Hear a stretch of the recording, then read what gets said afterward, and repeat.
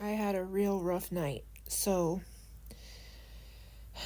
I got a fever around 11:30. It was real bad. I was shivering so hard that my body was aching.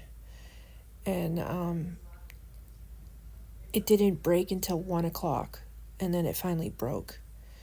And I feel really bad because poor Johnny had to suffer, you know, like sweating. Because I had to have the heat on. I had 2 blankets. He turned off the fan just so that I could, like, burn it out, you know? And it worked. Around 1 a.m., I burned it out, turned off the heat, was finally able to, like, sleep. It was so bad.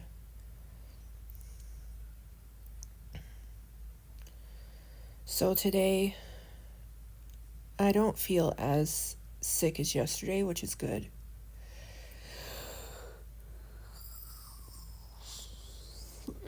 It's just my throat and my chest that's still bothering me. Other than that, everything else is alright, actually. So, hopefully tomorrow I'll be even better than I was today. Yeah, this was like my 3rd fever. So, hopefully I don't have any more. I don't like fevers.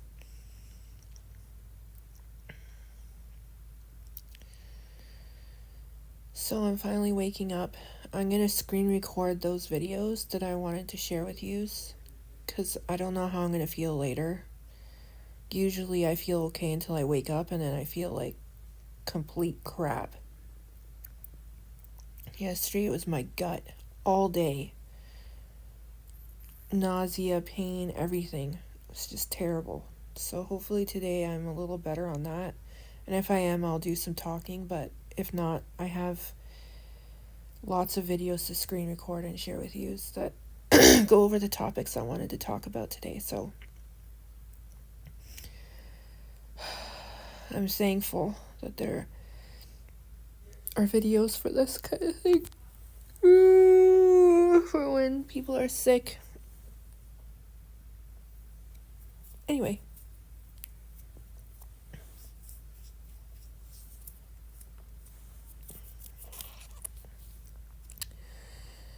I'll be back in a bit.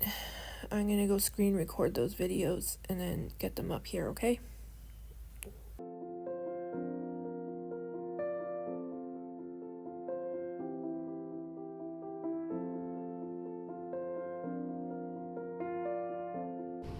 It's so easy to be distracted, especially in today's world, making it increasingly challenging to stay focused on our responsibilities and obligations.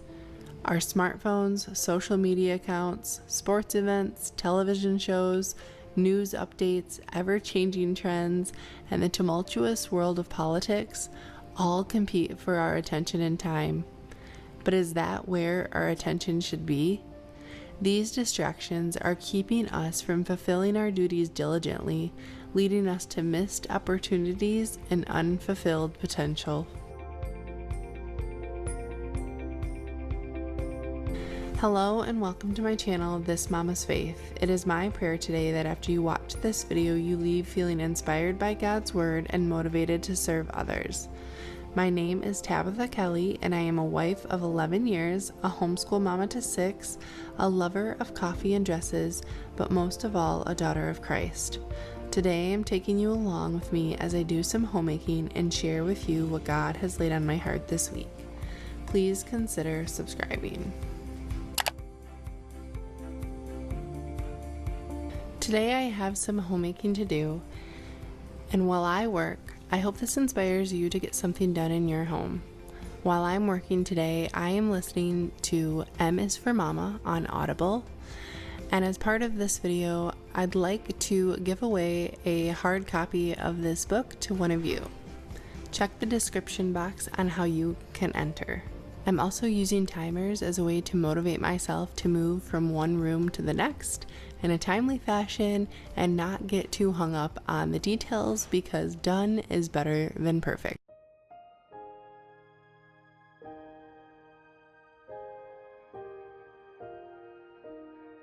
When we allow ourselves to be constantly pulled in different directions by all of the possible distractions, we risk losing sight of our true purpose and the blessings that may come our way. In the midst of the noise and chaos, it becomes crucial to stay disciplined in navigating through the clutter to focus on what truly matters. By recognizing the impact of these distractions on our lives and taking intentional steps to minimize their influence, we can create space for God's blessings to flow into our lives unimpeded. Psalms 5:12 says, "For you bless the righteous person, Lord. You surround him with favor as with a shield."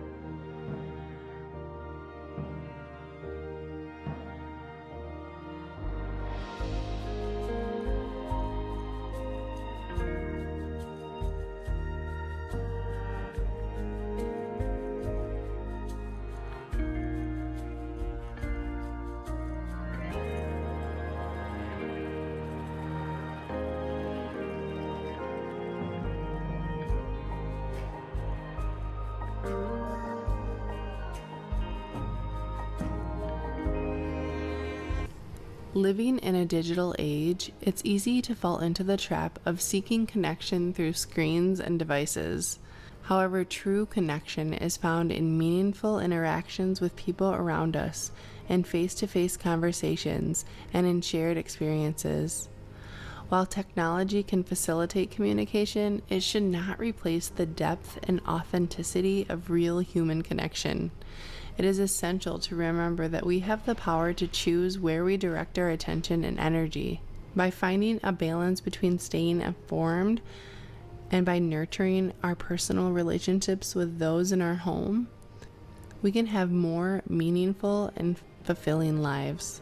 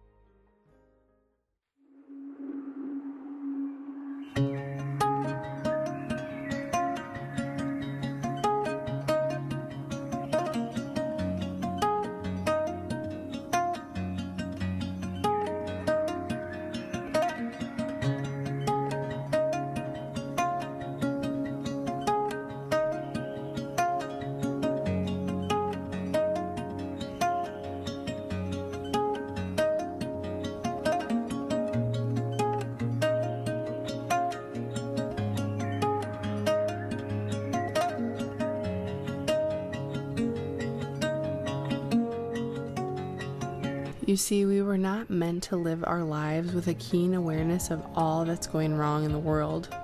We were not meant to know the details of thousands of people's lives. We were not meant to be staring at a screen for connection every day.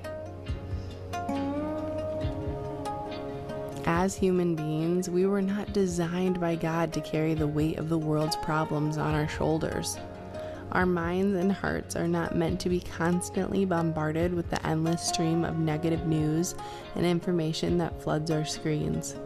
Instead of being consumed by the troubles of thousands, we are meant to focus on our own well-being and the well-being of those closest to us.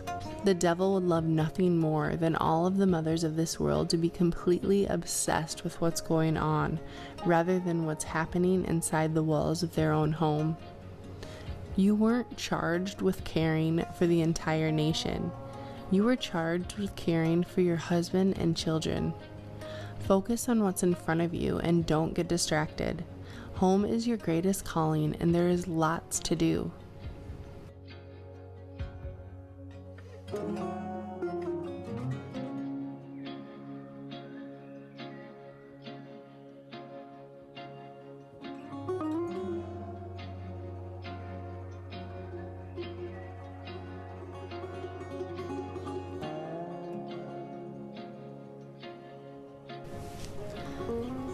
John 16:33 says, I have said this to you, that in me you may have peace. In the world you have tribulation, but be of good cheer. I have overcome the world.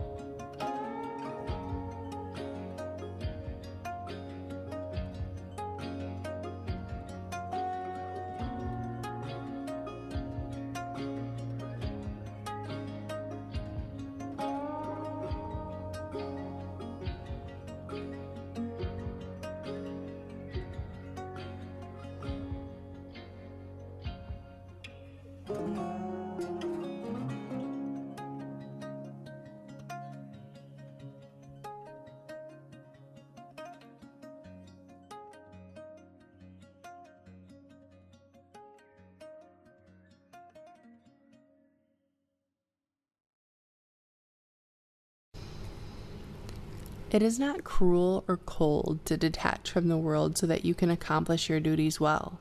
In fact, it's the opposite. It's what we've been bound by God to do. Detaching from the world in order to focus on fulfilling your duties is not a sign of cruelty or coldness. Rather, it's a deliberate act of dedication to your responsibilities. By prioritizing your tasks and obligations that you have for your family, you are demonstrating a commitment to excellence that God calls you to. This practice is not about isolation or indifference, but about channeling your energy and attention towards what truly matters.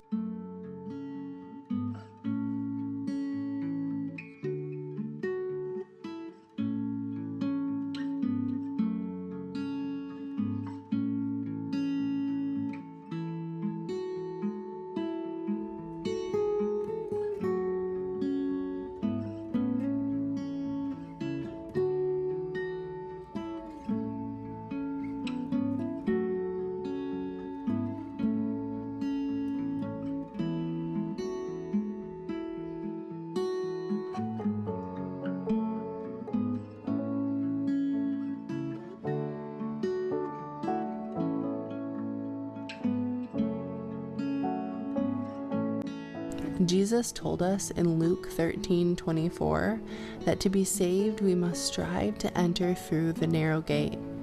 And for where your treasure is, there will your heart be. Luke 12:34. In Christianity, there is a recognition of the importance of detachment from the world in order to live out God's purpose for us. By detaching from distractions and unnecessary influences, we create space for deeper prayer and connection with God. This enables us to approach our responsibilities with clarity, focus, and a sense of divine guidance. Detaching from the world and focusing on what truly matters will lead to a more meaningful and purposeful way of living, where your actions are aligned with your values and your intentions are guided by the will of God. So, homemakers, don't get distracted.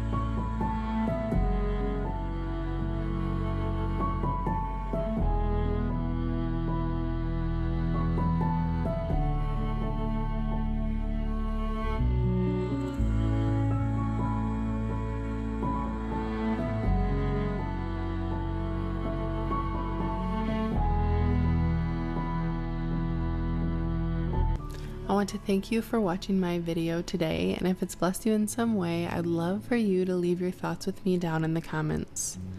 Subscribe for new videos each week all about Christian living and how we can glorify God in our simple everyday.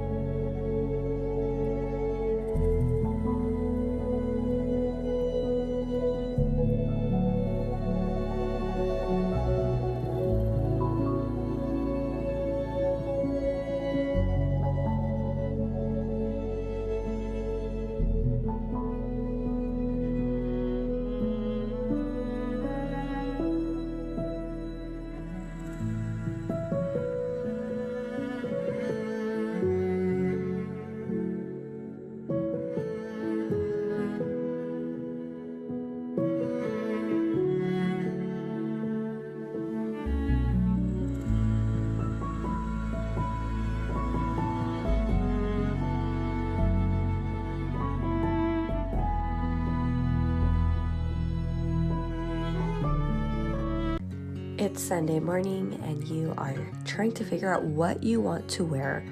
You want to glorify God, You want to look presentable, you want to look modest, but you still want to look a little bit stylish too. I'm taking you along with a few outfits that I put together, especially for those mamas out there. First, I wanted to show you a little bit of my thrifting journey. I mostly get my clothing from thrift shops because I do like to save money and be frugal, but I also really enjoy finding those hidden treasures. I've enjoyed thrifting since I was a little girl. I used to go with my mom, and it's always fun to find something unique, be able to give it a second life, but you know that you didn't have to do it and spend a bunch of money. It's not something that you'll see everybody wear. You get to put your own personal touch on it. I've always appreciated that artistic element, if you will. Now, I also take you to Walmart with me because I did go to Walmart for some grocery items, but I noticed these crop tops that were on clearance that were basically the same price as what I would get at a thrift store, but it was right in front of me, so there you go. Walmart was also featuring these camisoles, which I like to use underneath, and I think especially as a nursing mother, it can be really helpful. You can just wear them underneath your dresses and be that much more discreet.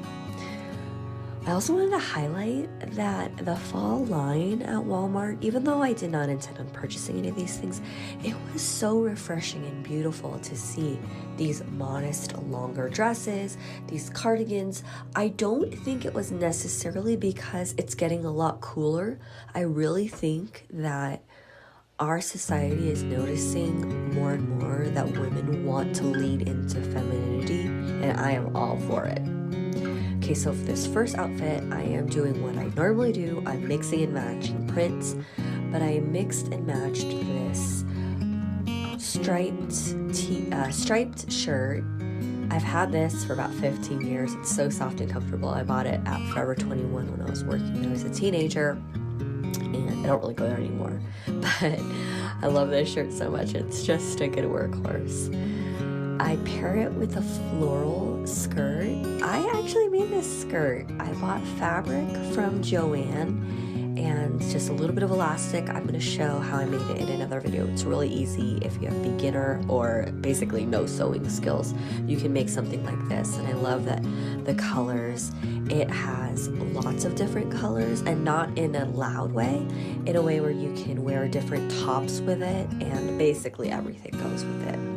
So I love that it's longer, it's stretchy, it's comfortable, and it doesn't wrinkle, but it's not that more satiny fabric that I don't always like to wear. Okay, this is one of my favorite outfits. It is a red dress, and it has little dainty white flowers, but I found the perfect tee to wear underneath it, and a lot of people have thought that they go together, but they don't, so it's one of my favorite peasant dresses. You've also seen me wear this skirt. It was a Shein skirt that I got at the thrift store, and I sewed the slit, so I love it even more. I just wore it with a basic pullover knitted sweater. Again, I love how feminine it looks, and it just bounces around perfectly. It's very form flattering, so you'll see me wear that a lot with shirts, t-shirts, different prints. I think it's good to have those tried and true ones that you can wear in spring and in the fall. And it's nice and light and airy. I just feel like it goes with everything, especially because a lot of my clothing is blue. But even if you don't like to wear a lot of blue, I think navy is good to pair with a lot of items because it goes with browns and purples, colors you wouldn't expect. The last outfit I'm going to share in this short video is this jewel tone combination. I know the green isn't necessarily jewel tone, but again, this is a Shein skirt that I found at the thrift store. It still has the slit. I haven't sewn it yet, but I'm able to conceal it with this navy duster cardigan, especially as a postpartum mother. I love the slimming illusion that duster cardigans give. And I just wore a basic navy blouse underneath. You'll also notice in my videos I'm wearing veils. I am a Catholic and I do veil at Mass. It is my calling. I know it's not for everyone, but I do encourage women to consider whether or not the Lord is calling them to veil. I think it is a beautiful traditional practice, and I will create a video later more about it if you are interested, because I just think it makes women look that much more prepared for Mass, like they're humbling themselves and they are wanting to represent Christ the way the Blessed Mother did. I hope you like this. Hello, I'm Jamila Musaeva, an international social etiquette consultant, author of etiquette books, and a mother of two. In today's video, I'll be talking about how to have a good posture. So we're going to look at the components of a good posture, how to correct our posture while sitting, walking, as well as using our gadgets. And also, I'll show you some really good exercises for having a good posture. So make sure to watch this video until the very end, because you're going to get the best out of it. But before I get started with today's video, I want to thank Vivi, an eco-friendly shoe brand that it's the best deal out in the market right now. If you are going to upgrade your shoes, go for Vivi. So now let's get back to our topic, and that is how to have a good posture.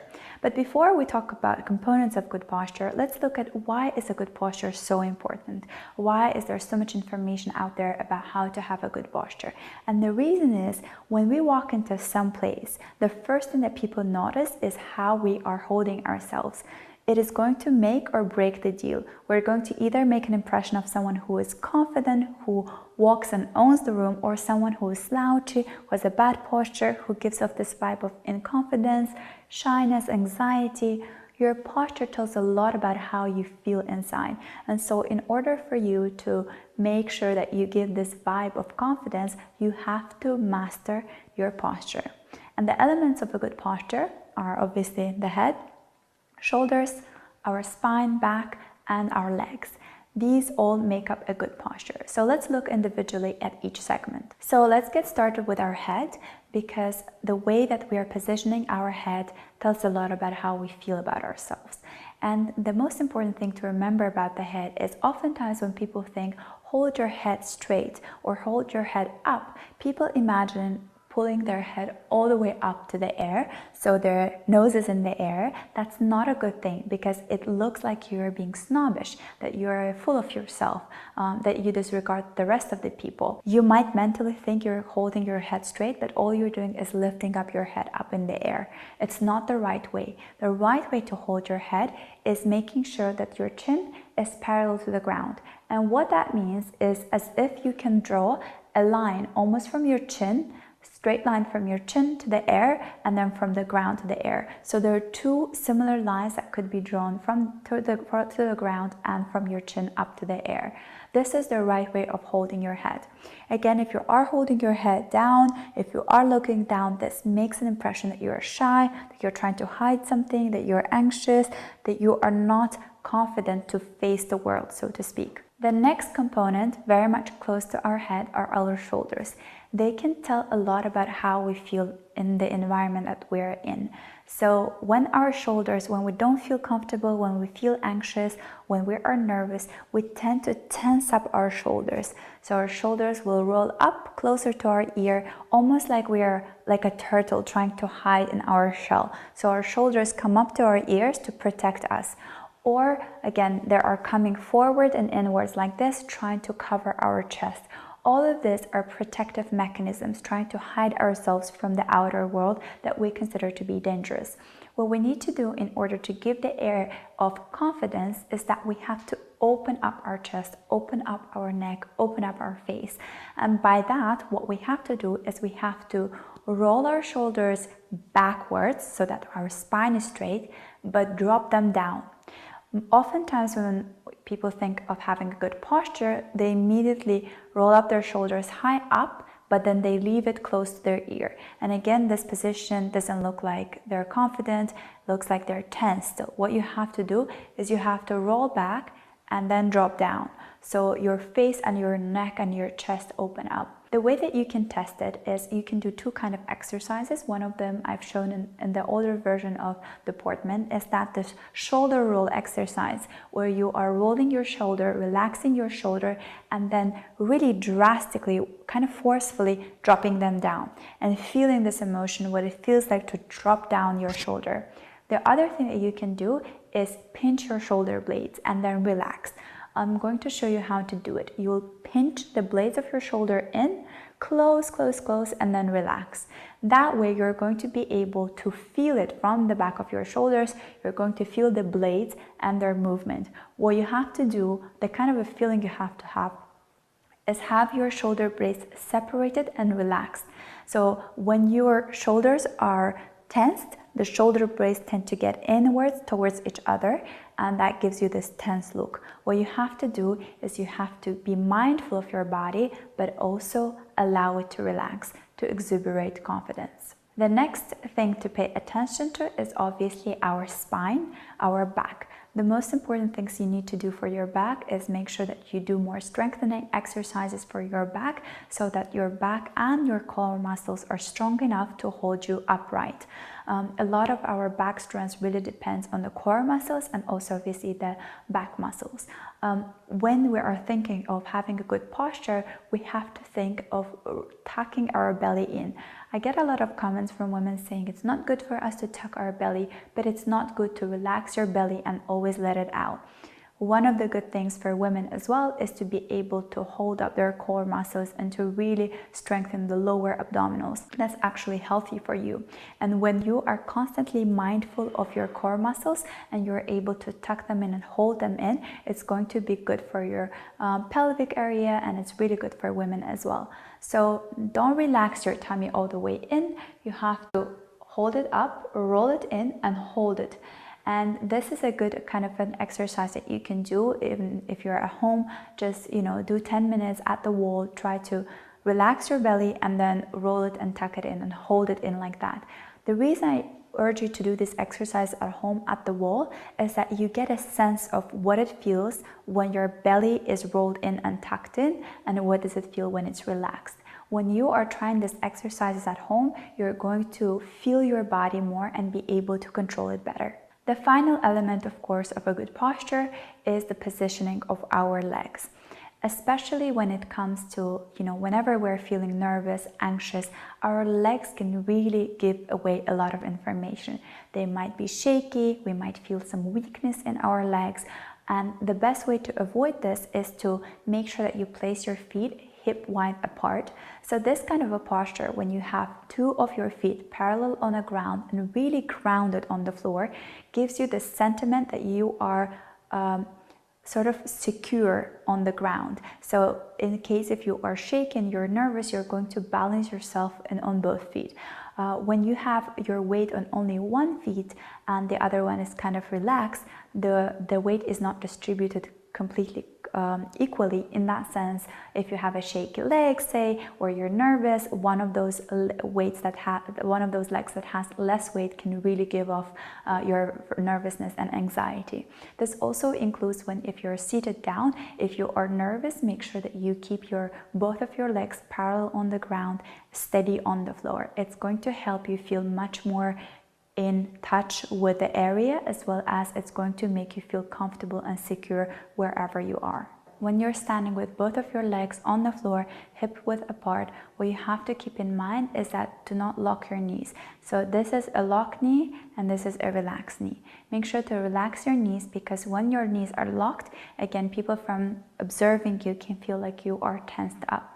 It takes a lot of exercising and practicing to improve your posture, but it's all doable. So now let's get started by looking at different ways we can improve our posture when sitting down, when walking, when using our gadgets. So first things first, because majority of us spends a lot of time seated down at the office desk, office chair, classroom, we need to be very mindful of our posture when we're seated down. The first thing we need to do is we need to check if we are sitting correctly. And to do so, do the following. Watch this part and follow the instructions. Put your hands under your sit bones while you're sitting on the chair. Make sure that your palms are facing up. Adjust your position till you can feel the weight centered on each of your palms. This would be your optimal seating position. If you are seated on a chair, adjust your chair if you can, and position your arms so that they're flexed and they're not straight out. You have to try to think that your elbows should be at the angle of 75 to 90 degrees. If they're too straight, you're too far back from from the table. And if they are more than 90 degrees, then you're sitting too close or probably you're slouching. Since I mentioned that legs play a huge part in our good posture, so when seated down, don't forget about your feet. If you can opt to adjust the height of your chair, say you're working in the office and you have a chair where the height is adjustable, then use it so that your feet are grounded on the floor. If you don't get to choose the chair, it is fixed, you cannot adjust the height, then you can make sure that you use kind of a support in order to adjust the height of the chair so that your feet are grounded on the floor. Say if you are someone too tall and when you're seated down, your feet are just way above, your knees are way above you, what you have to do or you can do is use a small pillow to place it on your chair so that adjusts the, the height of your chair. Therefore, your feet are more relaxed, grounded on the floor. If you are someone who has a shorter height, then you can use some kind of a footrest, some kind of a stool that you can place under the office desk and place your feet on that foot support or stool, whatever it might be, that allows you to give that extra height for your foot, so your foot are actually resting on something rather than just hanging and dangling like that. If you can opt for an ergonomic chair, go for it because it's really good for you. It aligns with your posture and makes it comfortable for really long hours in office. If you can, then again use pillow or footrest to adjust the height of your office chair. If you are somewhere public and you really can't adjust the height of the chair or the stool, what you can do is, for women especially, we can use our heels or shoes with heels to adjust it. If you're someone who is tall, then you can wear maybe ballet flats like this or heels with really small pumps. But if you are, for example, someone who has a shorter stature, what you could do is you could opt for shoes with a higher heel so that it's easier for you, so that your feet are not dangling while you're seated on a chair and they're grounded and rested on the floor. What else you could do is you could move closer to the tip or the end of the chair, so that gives you more proximity to the ground. So if you move slightly closer to the edge of the chair, you can rest your foot on the floor. A good posture will really much depend on the hours that we spend, the way that we are holding ourselves up when we're seated down, but also good posture depends on the exercising. So if you're leading a life where you're mostly at your office desk, seated down, then make sure to take breaks. Take a break, do some stretching exercises. You can bend down, really relax your back and your hands and your shoulders. Or you can, if you have a wall, then you can do this kind of exercising for stretching your shoulders and your back. You can place your hand on the wall and just move your body away from the wall, opening up your shoulders, and do it for each arm and hold it for 15 to 20 seconds and then get back to work. Now let's take a look at having a good posture while walking. I have mentioned this in the earlier deportment video, but here I want to show you some extra exercise that you can do in order to check if you are walking the right way. So again, we don't forget our head, shoulders, spine, legs. Our knees should be relaxed. They are slightly bent, so we're not locking them and straightening them up like that. They're relaxed and slightly bent, and our hands are by both of our sides, and we are swaying them back and forth in a very natural way. So we don't hold it up like that and stiffen it like that. We're really relaxed and moving our arms as we walk. The thing we need to remember is about the weight that we are carrying on our body.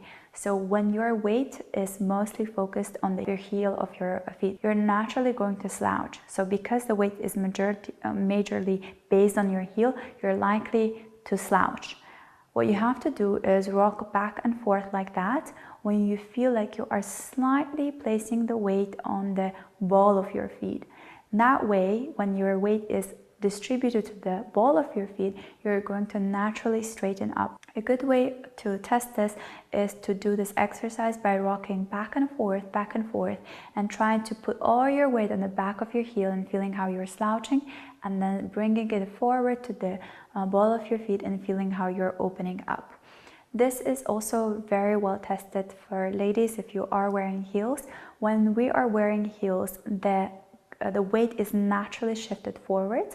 So a lot of people that are wearing heels, they immediately see the change in their posture. A lot of women will say, if I'm walking on flats, I just slouch most of the time. Once I'm I'm wearing heels, I open up, I walk straight. I don't know why this happens. And the reason it happens is not because that extra heel gives you some boost or confidence. Maybe it does, but majorly this happens because the weight is shifted towards the front of your feet and hence makes you open up. For men, you don't wear heels. What you have to do, what you can do is mentally shift that weight forward, therefore opening up your chest and opening up your posture. Next thing to remember when we are thinking about good posture is thinking of our posture when you're using gadgets. Especially nowadays, you know, the phones and laptops are extension almost of our body. You'll never see anyone, you know, walking without a phone or sitting somewhere without a laptop. It's almost a part of our body.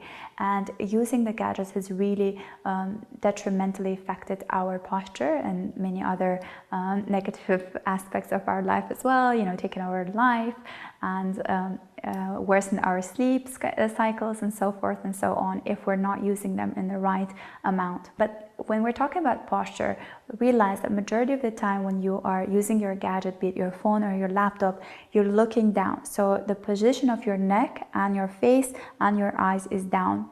This creates a lot of strain on your neck, on your obviously posture.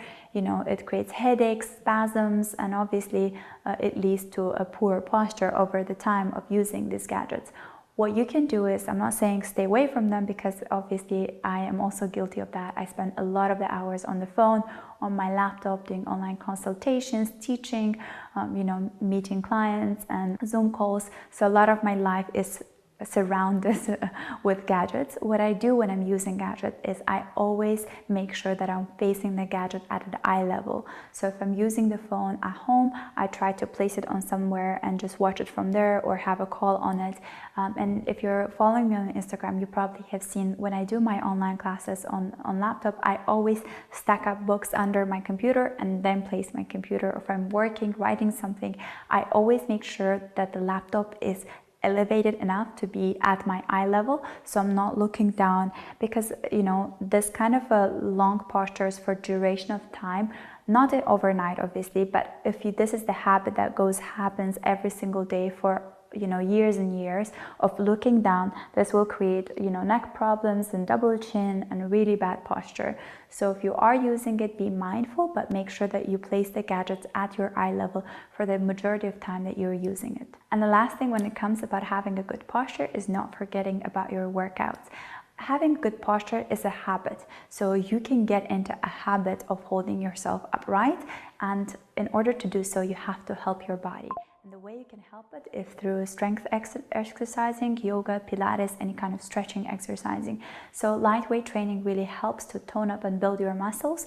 But once you have done light training or any kind of, you know, cardio or hard heavy training, you have to incorporate some stretching. So yoga, Pilates are a really great way of helping to lengthen your muscles. Sometimes when people, you know, are busy building their muscles, they are overworking one part of their body, so that poor posture can be actually from tensed up muscles that they're building, say on right hand or left hand, or disproportionate building of muscles. In order to avoid this, you have to always incorporate some stretching exercise to lengthen and relax the muscles, because good posture is all about having the relaxed but toned up body.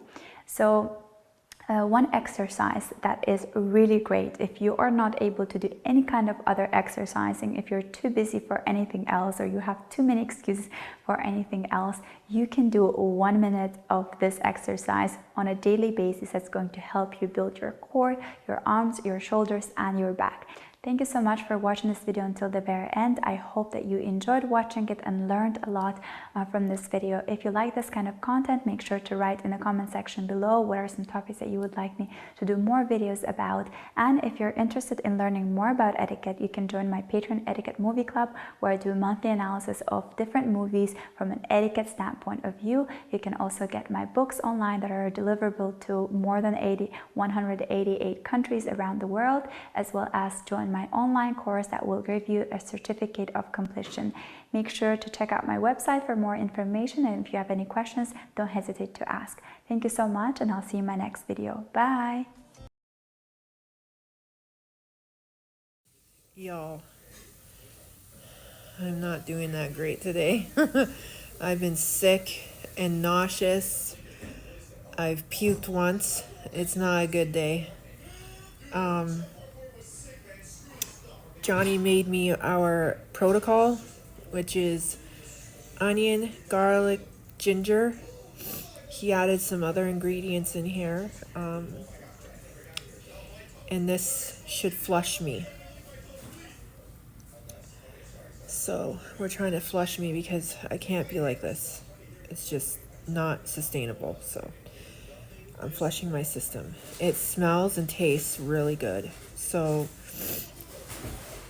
if you want to know the recipe, you're going to have to ask my husband because I don't know. I just asked for onion, garlic, and ginger because I know that flushes you really quickly.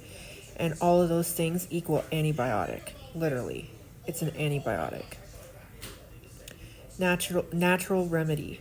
I also do elderberry syrup and oil of oregano. Okay? These are all natural protocols for natural healing, and they work. I've been sick too long, so I'm flushing my system. This should work. So I'm gonna devour this deliciousness. It's very good. It's delicious. Like, I don't know what he did to it. It tastes so good, so good. And so I'm gonna sip on it. Hopefully I feel better. I'm gonna be going to bed super early tonight because I don't feel good, so I'll be back in a little bit after I'm done my soupy soups. Okay? See you in a bit. Alright, y'all. I'm gonna be saying goodnight now because I'm gonna be going to bed super early. I had as much of that deliciousness that I could have. I'm gonna let it settle and work its way through me. I'm hoping my baby will wrap up the rest so that I can warm it up tomorrow and have a bit more. And yeah, I'll just sip on it tomorrow too. Hopefully I feel better though, and I don't need to, but we'll see. I had a good amount. So, I hope everybody had a wonderful day, and I will catch you guys tomorrow whenever I wake up. I've been resting just to let my body heal, and yeah, I'll see you guys tomorrow.